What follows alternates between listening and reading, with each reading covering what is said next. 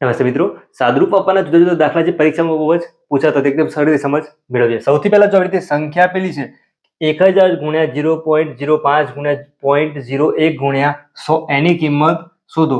આવી રીતે ઓપ્શન આપેલા છે. તો કરવાનું શું એકદમ સિમ્પલ રીતે, સંખ્યા 1000 છે ગુણાકાર 0.05.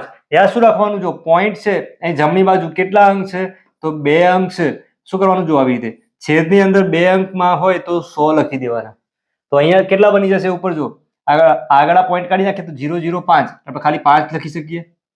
ગુણાકારમાં છે તો ગુણાકાર ફરીથી પોઈન્ટની જમણી જો 01 2 અંક છે તો શું કરવાનું, છેદની અંદર ફરીથી 100 લખી દેવાના. ઉપર જો 001 બોલીએ અથવા 1 બોલીએ સેમ જ કહેવાશે. ગુણાકાર 100 જોડે જો આજે 2 0 અહીંયા કટ થશે, મતલબ કે 100 100 કટ થઈ ગયા. અહીંયા 2 0 આ 2 0 કટ થયા. બચ્યું શું અહીંયા 10 5 1 10 ગુણ્યા 5 50 ગુણ્યા 1 કરીએ એટલે કે 50. તો આજે સંખ્યા આપેલ છે એનું શું સાદુરૂપ આપ્યું, જવાબ શું મળ્યો 50. તો ઓપ્શન નંબર બી શું થઈ ગયો એનો આન્સર. ખ્યાલ આવ્યો છે? તો એકદમ સરળ રીત છે, કામ લાગશે. જો અહીંયા છે કઈ સંખ્યા સૌથી નાની છે અને અહીંયા સૌથી મોટી. પહેલા એકદમ સરળ રીતે સમજીએ. જો કરવાનું શું, પહેલા આગળની સંખ્યા જો પોઈન્ટની કઈ બાજુ વાળી 7 7 7 બધામાં 7 7 છે. તો હવે જોવાનું છે પોઈન્ટની જે જમણી બાજુમાં છે એ. હવે એકદમ બેઝિક નિયમ સમજીએ. લખ્યા છે 13, તો આની આપણે 0 પાછળ એડ કરીશું, મતલબ કે જમણી સાઈડ કરીશું તો શું થશે 130. સંખ્યાની ડાબી બાજુ આપણે ગમે તેટલા 0 એડ કરીશું કઈ ફરક પડશે નહીં. આપણે શું બોલીએ 130 જ બનશે છીએ. 0 0 0 130 બોલતા નથી. એટલે કે સંખ્યા હોય ડાબી બાજુમાં ગમે તેટલા 0 એડ કરીએ ફરક પડતો નથી. એ જ વસ્તુમાં અહીંયા પોઈન્ટ વાળી સંખ્યા છે 5.12 લીધા છે. આવી રીતે 5.120 બોલશો 5.12 બોલશો કશું ફરક પડશે નહીં. ફરક ક્યારે પડશે 5.012. જો આ બંને સંખ્યામાં ફરક પડશે. આવું સમજો તમારે શું કરવાનું, વજન કાંટો હોય કઈક વસ્તુ આપણે લેવા ગયા છીએ, જો આપણે વિચારો કે 1 પોઈન્ટ આવી રીતે છે 1 કિલો આખા થઈ ગયા છે, પછી આવી રીતે 3 ખાના હશે તો આપણે 1.5 કિલો લેવું હોય 1 કિલો અને 500 ગ્રામ આવી રીતે બને છે. પછી 1.05 500 બોલાય 1 કિલો અને 50 ગ્રામ. એટલે કે પોઈન્ટ વાળી સંખ્યા છે એમાં જો ડાબી બાજુ તમે 0 એડ કરશો મતલબ કે પોઈન્ટ વાળી સંખ્યા છે આવી રીતે 0.12. સંખ્યા અને પોઈન્ટની વચ્ચે તમે જો 0 એડ કરશો તેની કિંમત શું થશે, નાની થતી જશે. પાછળ ગમે તેટલા 0 એડ કરશો ફરક પડશે નહીં. કેમ ફરક નહીં પડે તો આગળ અલગ જે દાખલા જોઈશું. હવે જો 0.66 છે, 1 0 એડ કરી દેજો. 660 છે 600 666 066. હવે જો 66 આ બધામાંથી સૌથી નાની કઈ દેખાય છે આ, તો ઓપ્શન ડી શું થઈ ગયો આન્સર. જો અહીંયા નાની શોધવાની છે એટલા માટે. તો જો અહીંયા 666 જો ગ્રામમાં જોઈએ તો પણ ખ્યાલ આવી જાય 600 ગ્રામ. અહીંયા 66 છે 660 બોલી શકીએ 066 એટલે સૌથી શું થાય નાની. અહીંયા મોટી માટે શોધવાનું છે, જો કાઢી દઈએ, જરૂર નથી. હવે કઈ સંખ્યા સૌથી મોટી છે, 3 3 3 તો આગળ છે જ. હવે પોઈન્ટ નહીં જોવાનું, તો 0.06 0.006 છે. જો પોઈન્ટ પછી સંખ્યાની વચ્ચે જે 0 છે મતલબ શું થાય, જેમાં આવી દશાંશમાં સ્થાન વધારે હોય સંખ્યા કેવી થાય નાની. જો 3.6 આ શું થશે આન્સર. કેમ, અહીંયા સૌથી મોટી પૂછ્યું છે એટલા માટે. ખ્યાલ આવ્યો છે?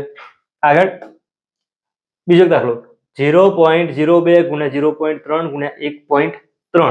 હવે જો અહીં આગળ તો શું હતું આપણે મૂક્યા હતા એ પણ ગણી શકીએ અથવા ડાયરેક્ટ પણ ગણી શકીએ. તો મૂકીએ 0.02 છે, ડાયરેક્ટ લખવા હોય પોઈન્ટની જમણી બાજુ કેટલા અંક છે 2 અંક છે તો 2/100 ગુણાકાર 0.0 અહીંયા 0.3 પોઈન્ટ પછી 1 અંક છે તો 3/10. યાદ શું રાખવાનું, પોઈન્ટ આપણે કાઢી દીધો છે 0.3 બોલીએ અથવા 3 બોલીએ સેમ. પોઈન્ટની જમણી બાજુ 1 અંક તો શું કરવાનું 10 મૂકવાના. 1.3 પોઈન્ટ કાઢી દઈએ શું બોલાય 13. પોઈન્ટ કાઢ્યો છે તો ક્યારે નીકળ્યો, છેદમાં આપણે કેટલા મૂકવા પડશે 10. હવે આ જે ઉપર સંખ્યા છે એનો ગુણાકાર કરી દો. 13 ગુણ્યા 3 39 અથવા ના કરવું હોય 3 ગુણ્યા 2 તો 13 ગુણ્યા 3 39 કરશો. પાછો ગુણાકાર 2 જો કરવું પડશે અથવા ડાયરેક્ટ ઘડિયાળ આવડતા થશે 3 ગુણ્યા 2 કરી દો તો 6, અહીંયા કેટલા છે 13. 13 ગુણ્યા 6 કરો કેટલા બનશે 78 બનશે. છેદની અંદર 1 2 3 4 0 વાળી સંખ્યા છે આવી રીતે. 78 ના છેદમાં 10,000. પણ જો અહીંયા તો પોઈન્ટમાં છે, ત્યાં શું રાખવાનું સંખ્યા લખી દો, આગળ 0 મૂકી દો. હવે છેદમાં 1 2 3 4 0 છે, એકમથી ચાલુ કરો 1 2 3 4, પછી અહીંયા મૂકી દો પોઈન્ટ, એટલે કે 0.0078 એ શું થાય આ જે અપૂર્ણાંક છે એનું સાદુરૂપ. પહેલા શું કર્યું 78 ભાગ્યા 10,000 હતા, છેદમાં 10 વાળી સંખ્યા હોય, 10 હોય 100 હોય 1000 હોય, આપણે 0 ગણી લેવાના. અહીંયા 4 0 છે તો 4 અંક છોડીને પોઈન્ટ મૂકવાના. અહીંયા 2 જ અંક વાળી સંખ્યા હતી, સંખ્યાની ડાબી બાજુ 0 મૂકી દેવાના, પછી શું કરવાનું પોઈન્ટ આવી રીતે કાપવાનું. 0.0078. ઓપ્શન નંબર સી શું થાય આનો જવાબ. ખ્યાલ આવ્યો છે? તો બીજું સમજીએ આવી રીતે. 35 ના છેદમાં છેલ્લે 10 આવ્યો તો આપણે શું કરતા, આવી રીતે 35 લખી દેતા. 10 છે, એકમનો અંક છોડી એક અંક છોડીને પોઈન્ટ મૂકો એટલે 3.5 શું થાય એનું સાદુરૂપ. ખ્યાલ આવ્યો છે? આ રીતે આપણે ગણી શકીએ છીએ. આગળ બીજો એક દાખલો જોઈએ. 357.259 માં 5 ની સ્થાન કિંમતનો ગુણાકાર શું થાય? તો પહેલા તો સ્થાન કિંમત, તો સ્થાન કિંમત માટે યાદ શું રાખવાનું, આવી રીતે છે 357. સ્થાન કિંમત એટલે કે જો અહીંયા 5 ની સ્થાન કિંમત પૂછી તો કરવાનું શું, જો એકમ પછી છે દશક. દશકમાં આપણે શું બોલાય તો 5 ગુણ્યા 10, એની કિંમત કેટલી બોલાય 50. તો શું થયું સ્થાન કિંમત કહેવાય. તો અહીંયા જો 5 ની સ્થાન કિંમત 50 થાય છે, બીજા 5 આપેલો છે જુઓ, તો જ અહીંયા ગુણાકાર લેવો પડશે. તો દશાંશમાં છે તો જો અહીંયા જઈએ 1 2 તો 5 ના છેદમાં કેટલા મુકાશે 100 મુકાશે, બીજા સ્થાને છે એટલા માટે. તો 5 ના છેદમાં 100, તો જો તમે પોઈન્ટમાં મૂકશો તો પણ ચાલશે.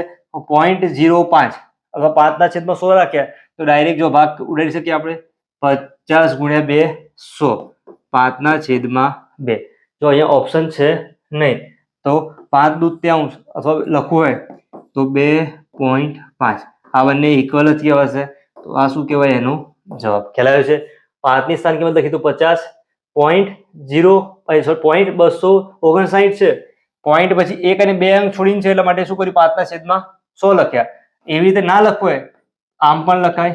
5 છે તો 0.05, પછી તમે સાદુરૂપ આપશો તો પણ જવાબ કેટલો મળશે 2.5 મળશે. અને આવી રીતે ગણશો તો કન્ફ્યુઝ થશો નહીં, એકદમ સરળતાથી જવાબ આપી શકશો. તમારે આવી રીતે દરેક ચેપ્ટર વાઇઝ કોન્સેપ્ટ શીખવા હોય અથવા દાખલા શીખવા છે તો એના માટે દરેકના અલગથી વિડીયો મૂકેલા છે. તમારે કરવાનું શું, પ્લેલિસ્ટમાં જવાનું, દરેક ચેપ્ટર વાઇઝ જે વિડીયો છે તમે જોઈ શકો છો. વિડીયો પસંદ આવે લાઈક સાથે શેર કરજો. ફરીથી મળીશું નવા વિડીયો સાથે. ધન્યવાદ.